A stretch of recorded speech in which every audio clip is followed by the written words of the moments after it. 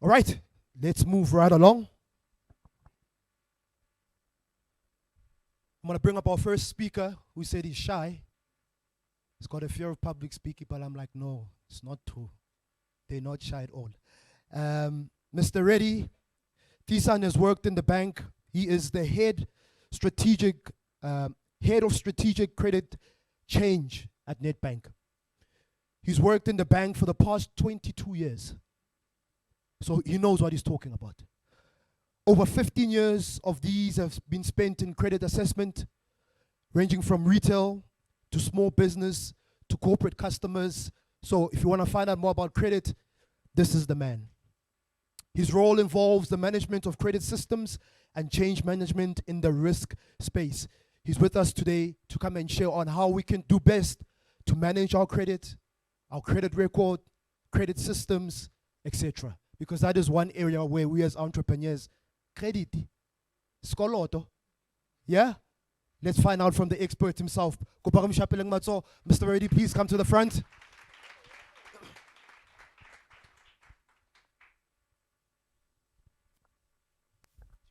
Thank you. Morning. So, it's working? Yeah? Okay. So I wasn't lying when I said I'm shy to speak in public, so please help me out here. Credit is probably the toughest thing in banking to speak about, largely because of the stigma around it. If I go back to my young days working in a branch, somebody would walk in, and if they were opening an account, they'll be bold about it. Yes, I'm here to open an account. Everybody in the branch must know about it. But if they were coming to apply for credit, it was, hello, I'm here to apply for credit. Can you help me? And it's something we need to break and breach through those barriers. Credit is an important thing. It's necessary. It's a tool, not just for consumers, but especially for businesses. And like any tool, you can use it to build something or you can use it to break something. And that's the important part about credit, is getting the right type of credit, understanding it, and managing it properly once you've got it. So today we'll have a quick discussion about those kind of things, and afterwards, if you've got questions that you've got, please feel free to approach me and we can have a chat about it. So when it comes to credit, I want to give you 2 quick examples and then we'll expand on it. And this is real world stuff that I've seen over the years. So we've seen a lot of pictures happening from small businesses now. Some were really great, and it's part of the growing process as an entrepreneur, and it's part of the role that I feel as banks we need to play with entrepreneurs is how to get you more comfortable and to get you to a point where you can apply for credit and be confident about it. So years ago, we met with an entrepreneur very much similar to like you guys, and they were again complaining, banks don't want to lend to small businesses. It's so difficult. We can never get credit. So I said, okay, fine, let's have a chat. So tell me, what did you go to the bank with? No, here's my information. So I looked at it and I said, so you want to borrow money, what do you want to do with the money? No, I'm going to grow my business. Okay, but how are you going to grow it? No, I'm going to grow it. I said, okay, but where's your plan? What are you going to do when you've got this money? And how does it impact you? If you're going to buy another car, there's costs attached to buying a car or a delivery vehicle. Have you considered that? Are you going to hire a driver? Have you considered paying wages for a driver? No, I haven't. Okay, then now you start to get a picture of why it's difficult to get credit. So that's on the application side. Then on the credit management side. So 2 months ago, a friend of mine, small business owner, calls me up. Banks are the worst thing ever. So that's an odd way to start a conversation with a banker, but okay, what's the problem? Now my guys were busy on a delivery on the highway. Somebody pulled them off and said, we are to repossess your vehicle. I said, okay, I know about that it happens, but what was happening? How did you get to this stage? No, sometime in December, the bank phoned me and said, you're 3 months in arrears. You either need to pay up or bring the vehicle in. We can try and sell it on auction for you. So I said, okay, what did you do? Now I started blocking their calls. So he did that from December all the way to April. And I said, look, Truecaller is great. It helps me to block spam calls. But please don't block the bank's calls. Normally when we're phoning you, we're phoning to try and help as well. So he lost a vehicle that he needed for his business. And that we'll speak about how to better manage your credit so you don't fall into that kind of situation. So if we have to start off and we look at applying for credit, which is generally the most daunting thing for anybody, even as an individual. I work in the bank, been around a long time, I'm a credit expert, but I still get nervous when I'm applying for credit for myself. It's very weird, but it happens. So the first thing is always make sure you've got a proper business plan in place. You need to show the bank that you have given all the consideration and you've thought about what it is you want and why you want it and how it's going to grow your business. Don't just come to the bank and say, here's the stuff, I need money. It's very difficult. As an assessor, we sit far removed from your business and we need to be able to see your story on paper. And if we can't see that story and if we can't relate to it, it's very difficult to make a decision to help you. So make sure you've got a proper business plan. You've carefully considered, why do I need this money? How is it going to improve my business? And show that you've done the work, the hard work. Show that you've got an existing business. Show that this is how I've grown it over the years. This is my customer base. This is how money comes in and goes out of my business. You need to be able to paint that picture for us. From there, we go into your actual credit need. Now we start saying, what type of loan do you want? And how do you figure out what is the right type of product? In credit, there's lots of different options. As a business owner, you need to look at two facts firstly. Is this relating to the operation of my business? I.e., is it for working capital? And that's the day-to-day running of your business? Or is this for expansion where I'm going to invest capital? So I'm going to buy a vehicle, a property, equipment for my business. Once you've understood that, then you can start to figure out what is the right product for me. If it's working capital by its very nature means short term. So I'm going to buy stuff in macro today, I'm going to sell it tomorrow, I'll get my money the same time. That is a very short working capital cycle. You need a very short facility. That's where overdrafts come in, credit cards, because you're going to borrow money today and you're going to pay it back very quickly. If you look at fixed assets, I need to buy a delivery vehicle. That is a medium to long-term purchase. You need asset finance for it. So why is this important? It's important because it leads to how you manage it. You can't want to use a medium-term loan or a personal loan paid off over 5 years, but it's for stock that you're buying and selling today.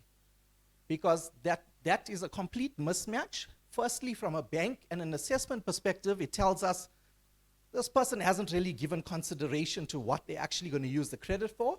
And secondly, it puts you into a bit of a tricky position because you've sold your stock tomorrow, but you've still got repayments for the next 5 years. That's an issue. That then, once you have understood that, what you need to apply for, then it comes down to the trickiest part. How do I show the bank that I can afford this loan? And as a small business, it's tricky. For me as an assessor, individuals earning a salary, always the easier one to do. You've got a payslip, you've got bank statements, cool. Large corporate companies, even easier. As much as they might seem difficult, they come with tons of paperwork to give you. Small businesses are always the most difficult. You don't have tons of financial information. You don't have audited financials where a big audit company has went in, looked through the books and said, yes, we're happy, you can place reliance on this. So we need to do even further due diligence on small businesses.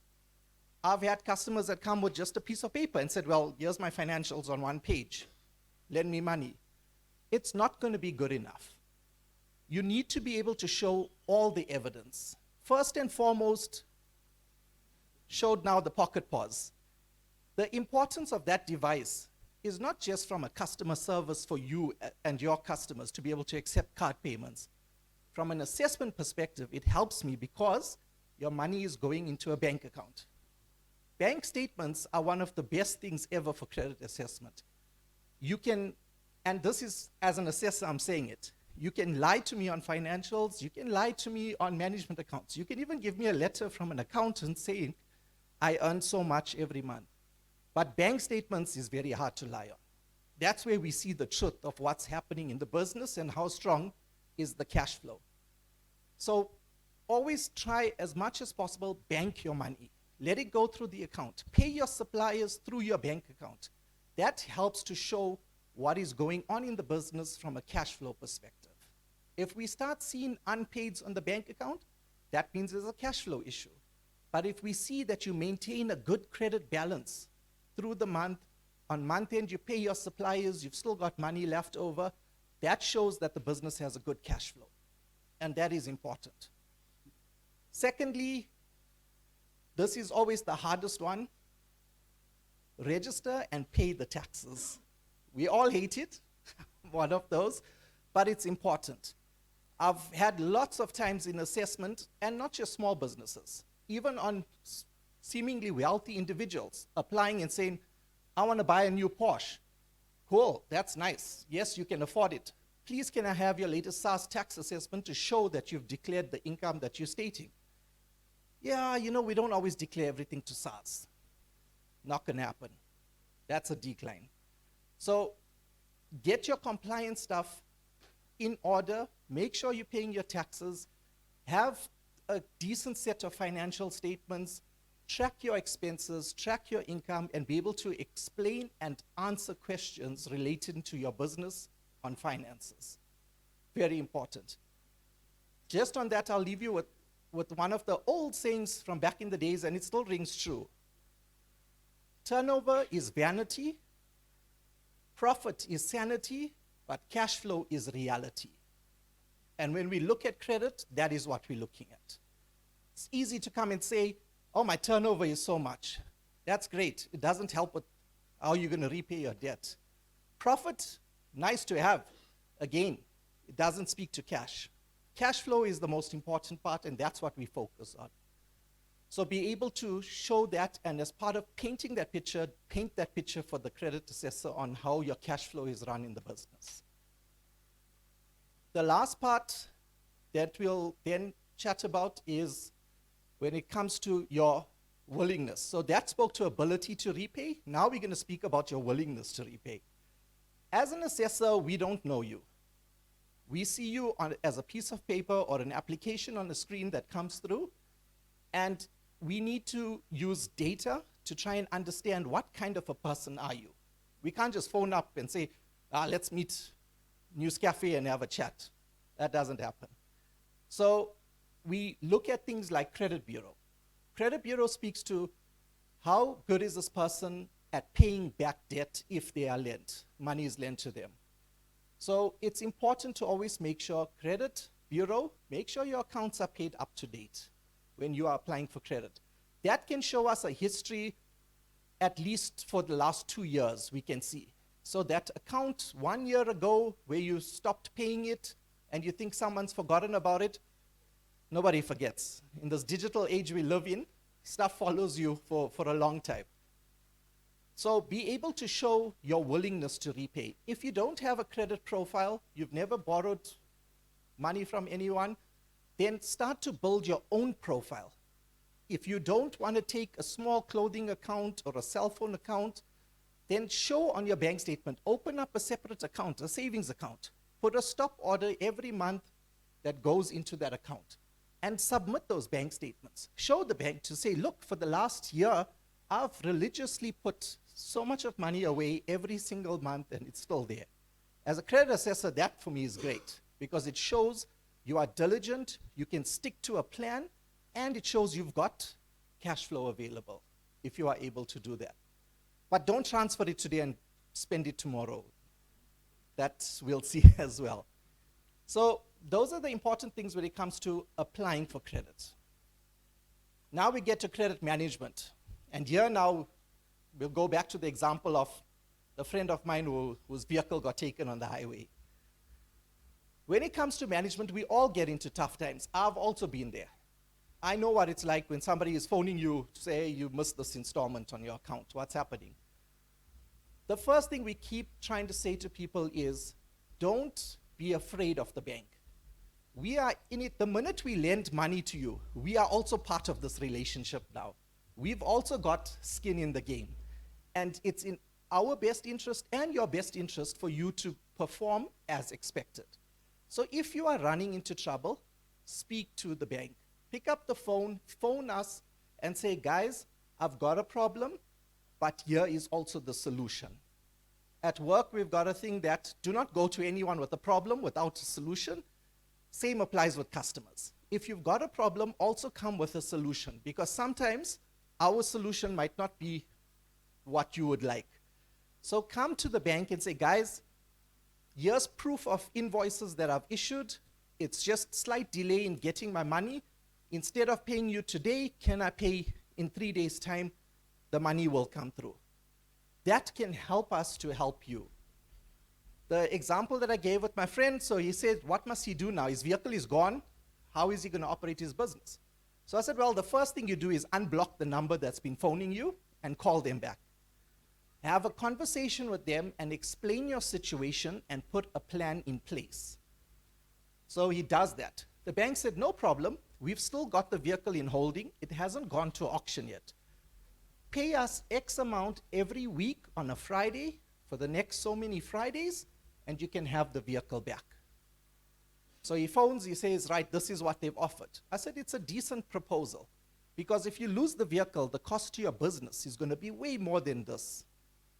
Reshuffle your expenses, cut out the DSTV, cut out the takeaway for a couple of weeks, and you'll be able to do it. Couple weeks go, he makes the payments. Then he phones me, he says, I've got a problem, I'm not going to make the payment this week. So I said, right. Phone them and explain. Don't let Friday go past and you've missed the payment. Phone them in advance and say, guys, I'm going to miss the payment on Friday. I'm letting you know on Tuesday already. Again, they accepted it and they understood. Yes, it costs a bit more because there's additional storage fees, there's additional recovery costs, but in the long run, it's better for you as a business. Eventually, he went through that period. He paid off the vehicle was returned to him, and it's back in work now. And again, I reiterated to him, that's the importance. Don't duck the bank's calls. Answer the call, explain the situation, and have a conversation. And explain what's going to happen and how you're going to fix it. So that is just the important part about credit management. Make sure you pay your bureau, have a good credit record. Credit records you can get to print out once a year for free. So make sure you're keeping an eye on that, what's happening on those accounts. If not for your own benefit, well, it's for your own benefit. But even if you know you've been paying your accounts, also just make double sure, because things go wrong in the reporting process. And also with identity theft, you might have a husband or a wife that you're not aware of that's got accounts in your name, so extra safety. And I think that covers what I needed to chat to. I hope it was valuable to you guys. It's always difficult as a credit person. You probably don't see us often because we prefer to hide behind our computers and not stand up here on stages. So that's why you don't see us very often. But when I do come out, I like to impart some knowledge over there, because credit is important and we all need it at some stage. As a small business, you might not need it today for your business because you're happy. But at some stage, you might want to buy a car for yourself. You might want to buy a house for yourself. And it's important to start today to build that track record, so that when you want to apply for it, you don't have to be like my friend and phone and tell me how horrible banks are. You'll be ready for it. Thank you.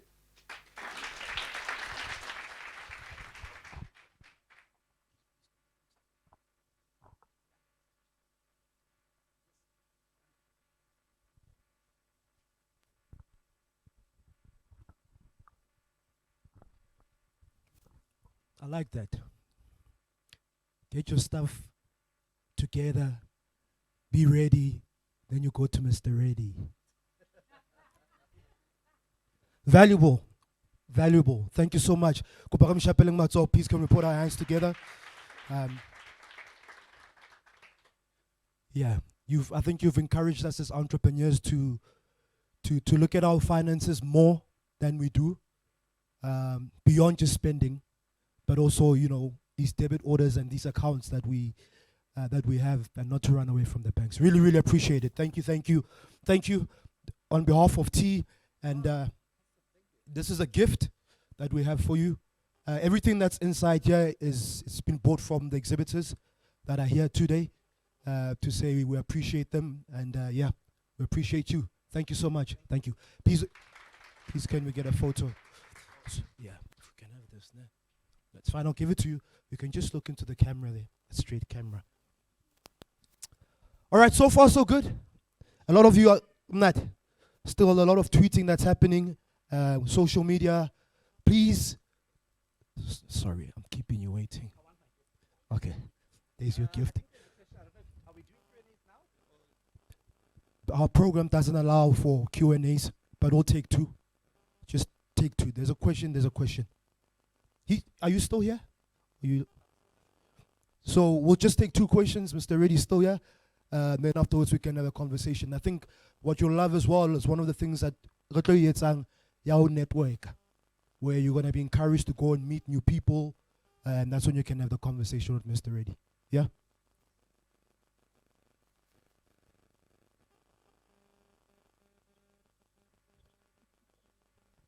How about he gives you his email? I don't know how.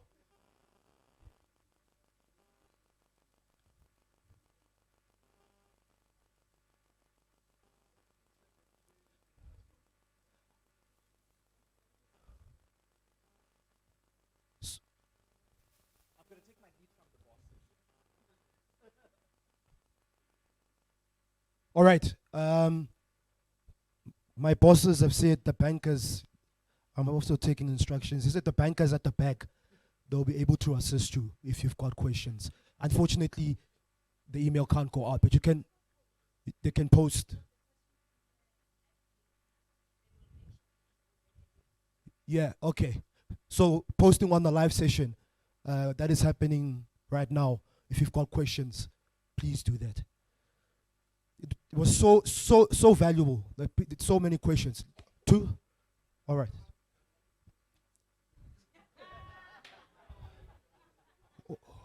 Wombata personal, like, okay, he's still here. I'll make sure I speak to you.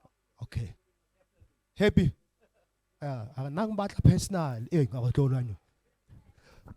Please come to the front, gentlemen. Quickly, please come to the front. We say you've got a question, ne? Please come to the front. And let's get to the point, ne?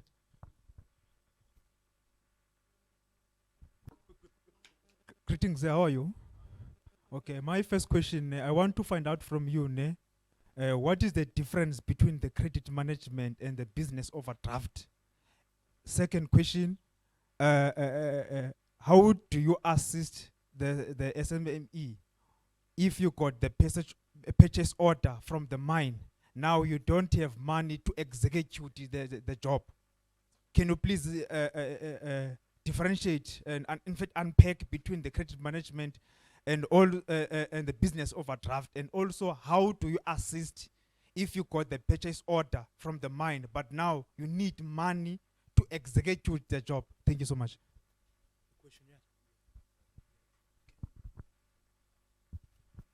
Thank you. So, very important question, and I think it relates, everyone can probably relate to it. And that is exactly what we refer to as working capital management. So, overdrafts are your most typical product when it comes to that, and we deal with that on a daily basis. So, as an entrepreneur, as a business, you've got your purchase order from the mine. They guarantee to say, well, we would like to procure services from you, but we will only pay you 30 days from invoice. Well, 60 days, even worse. That's how they kill small businesses, but it's the business world. So that's where overdraft facilities come in. And when applying for something like that, the most important part is to show how does your cash flow cycle operate. So if you get a purchase order today, from today till the date when you are able to invoice and receive payment, what expenses do you need to incur up till then? And you need to document that. So you need to say, right, this purchase order for a mine, I need to provide 5 security guards. Here's their wages. I need to transport them every day to the mine and back. Here's what that's going to cost me. I need to do certain administrative duties. This is what it's going to cost me. Here's the invoice or the purchase order from the mine so you can see that I'm going to make a profit off it. And this is what I need funding for. And as a bank, that is where we will play a role to say, okay, we can see what's the gap of here. That is what an overdraft facility is for. It's to cover and bridge the difference and the time frame between having to pay creditors and receive money from debtors. Overdraft facility, sometimes it becomes tricky.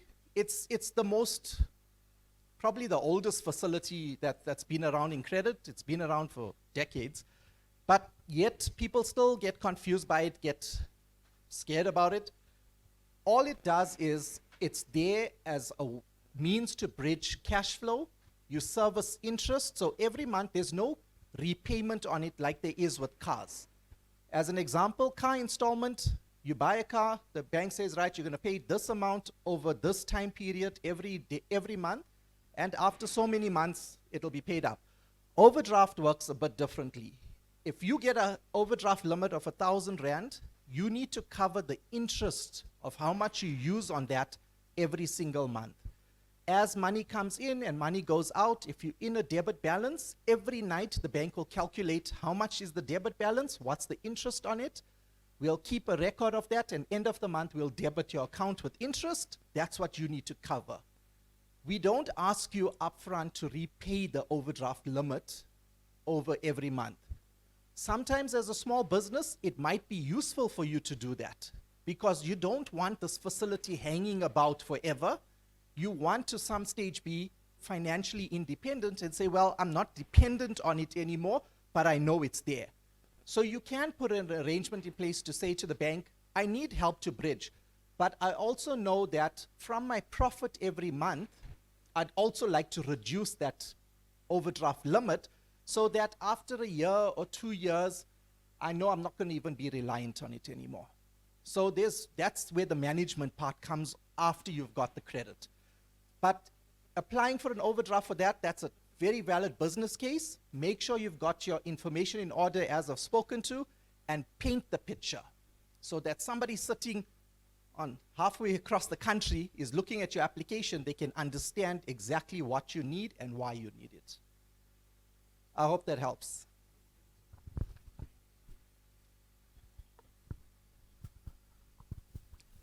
Thank you so much. Please can we put our hands together